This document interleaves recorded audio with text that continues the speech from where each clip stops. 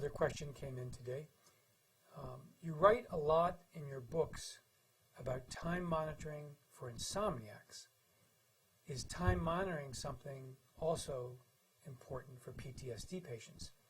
This is a very timely question for us. I've been talking to some colleagues recently about this topic, and just recently we did a data analysis on 400 patients that had come to the sleep center that had post-traumatic stress symptoms, many of them with post-traumatic stress disorder.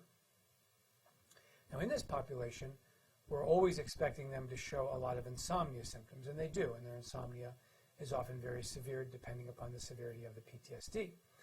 But we were a little bit surprised to see that these people also engage in time monitoring behavior as bad or worse than some of our insomnia patients that don't have PTSD. We're seeing a very steady progression where the time monitoring is actually correlating very nicely with whether or not there's low, medium, or high PTSD scores. Now, time monitoring, of course, refers to external internal time monitoring, where you can look at clocks, get very frustrated looking at clocks when you're trying to go to sleep at night, waking up in the middle of the night.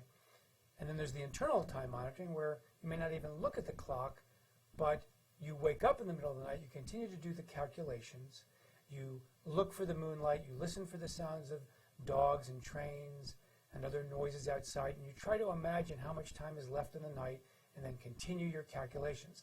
That's internal time monitoring. Is there 2 hours left in the night? Do I have 15 minutes left to fall asleep so I can get an hour and a half left of sleep? All that kind of stuff. It's very frustrating and leads to worse sleep. What's so interesting to us about the PTSD patients are that if they are doing this kind of time monitoring behavior, it fits in very much with some of the other classic PTSD symptoms, such as hyperarousal, because time monitoring is something that actually arouses the body, arouses the mind, and gets somebody into a more nervous or agitated state.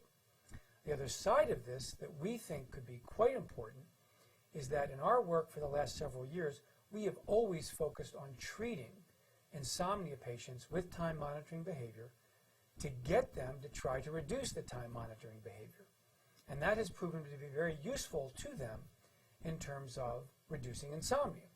What we're curious to see now is whether or not we can help PTSD patients or insomnia patients with post-traumatic stress symptoms to continue or add into their program this time monitoring treatment to see if that not only would reduce some of their insomnia symptoms, but whether or not, because it would reduce some of their agitation or hyperarousal, we'd like to find out whether or not it would reduce some of their PTSD symptoms as well.